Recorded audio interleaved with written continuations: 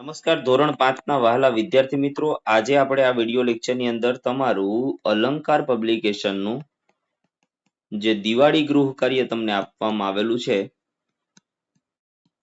આ દિવાળી ગૃહ કાર્યનું હિન્દી વિષયનું સંપૂર્ણ સોલ્યુશન આ વિડિયો લેક્ચરમાં આપણે જોવાના છીએ. તે પહેલા એક નાનકડી વાત કે જો તમારે ગુજરાતી, ગણિત, અંગ્રેજી, આસપાસ જેવા વિષયનું સોલ્યુશન જોઈતું હોય તો નીચે ડિસ્ક્રિપ્શન બોક્સની અંદર એમની લિંક આપેલી છે, ત્યાંથી તમે મેળવી શકો છો. તો ચાલો મિત્રો શરૂઆત કરીએ પ્રશ્ન નંબર 1 થી. પઢીએ, સમજીએ ઓર લીખીએ. આની અંદર તમારે માત્ર ને માત્ર 50 સુધીની ગિનતી લખવાની છે, એ પણ જોઈને. જે રીતે અહીંયા 1 ની સામે 1 લખેલો છે, 2 ની સામે 2 લખેલા છે, 3 ની સામે 3 લખેલા છે, 4 ની સામે 4 લખેલા છે. એવી જ રીતે તમારે સંપૂર્ણ ગિનતી જોઈને લખવાની છે. તો એ તમે લખી નાખજો. એ આપણે હોમવર્કમાં આપીએ છીએ તમને જોઈને છે માટે. ત્યાર પછી તમારે નન્હા મુન્હા રાહી કાવ્ય સુંદર અક્ષરે લખવાનું છે. તો નન્હા મુન્હા રાહી હું, દેશ કા સિપાહી હું, બોલો મેરે સંગ જય હિન્દ જય हिंद. रस्ते पे चलूंगा ना डर डर के, चाहे मुझे जीना पड़े मर मर के, मंजिल से पहले न लूंगा कहीं दम, आगे ही आगे बढ़ाऊंगा कदम, धूप में पसीना में बहाऊंगा, जहां हरे हरे खेत लहराएंगे वहां, बहाऊंगा जहां हरे हरे खेत लहराएंगे वहां, धरती पे पापी न पाएंगे जन्म, आगे ही आगे बढ़ाऊंगा कदम, दाहिने बाएं थम, नन्ना मुन्ना राही हूं, देश का सिपाही हूं, बड़ा होके देश का सहारा बनूंगा, दुनिया की आंखों का तारा बनूंगा, रखूंगा तिरंगा ऊंचा हरदम, आगे ही आगे बढ़ाऊंगा कदम, शांति की नगरी है मेरा ये वतन, सबको सिखाऊंगा प्यार का चलन, दुनिया में गिरने नहीं दूंगा कहीं बम, आगे ही आगे बढ़ाऊंगा कदम. તો આવું સરસ મજાનું કાવ્ય હતું. આ કાવ્ય તમારે સારા અક્ષરે લખવાનું છે મિત્રો. ત્યાર પછી એક ચિત્ર આપેલું છે, આપણા પહેલા સત્રમાંથી જ ચિત્ર છે.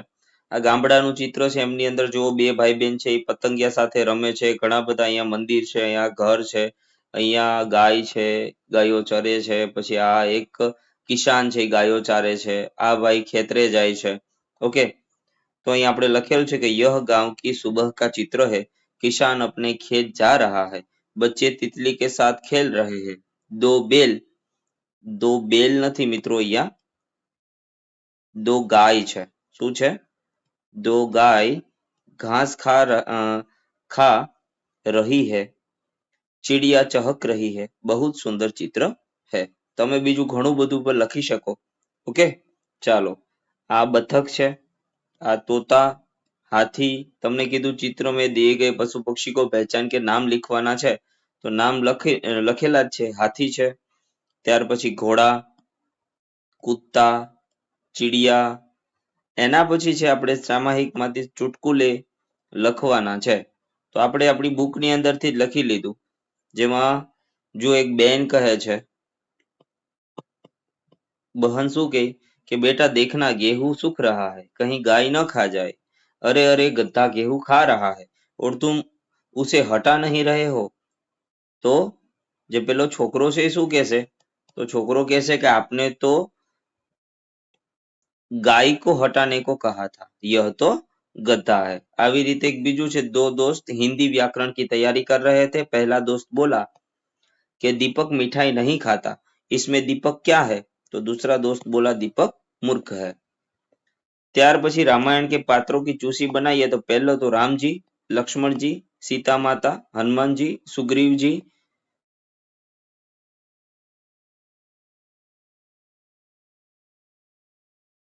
वाल्मीकि जी. વાલ્મીકીજી છે, ભરતજી છે, દશરથજી, બાલીજી, જનકજી, જામવંતજી, જટાયુજી અને અંગદજી. આ બધા છે. સાથે સાથે તમે રાવણનું નામ લખી શકો, વિભીષણનું નામ લખી શકો. ઘણા બધા પાત્રો છે.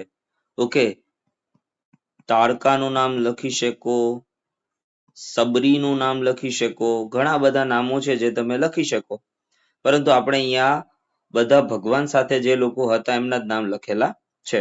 ત્યાર પછી 7મો પ્રશ્ન છે, નીચે દઈ ગયે આધાર પર 5 વાક્ય લખીએ. તો જો અહીંયા આપણે સફાઈનું વાત છે, શિક્ષક છે એ બધા બાળકો પાસે સફાઈ કરાવે છે. ઓકે, ચાલો. यह गांव में सफाई करते बच्चों का चित्र है. एक शिक्षक अपने छात्रों के साथ गांव की सफाई करके बच्चों को सफाई एवं स्वच्छता का मूल्य सिखा रहा है. ત્યાર પછી सफाई के लिए कौन कौन से चीजों का उपयोग? तो फावड़ा, टोकरी, कुदाल, झाड़ू, झाला ब्रश, पोंछा, तसला, तौलिया, બોતલ બ્રશ और દસ્તાને આ બધાનો ઉપયોગ થાય છે. તો મિત્રો આ હતું આપણું હિન્દી વિષયનું સંપૂર્ણ સોલ્યુશન. હવે આપણે મળીશું નેક્સ્ટ વિડીયો લેક્ચરમાં નવા સોલ્યુશન સાથે. ત્યાં સુધી જય હિન્દ, જય ભારત.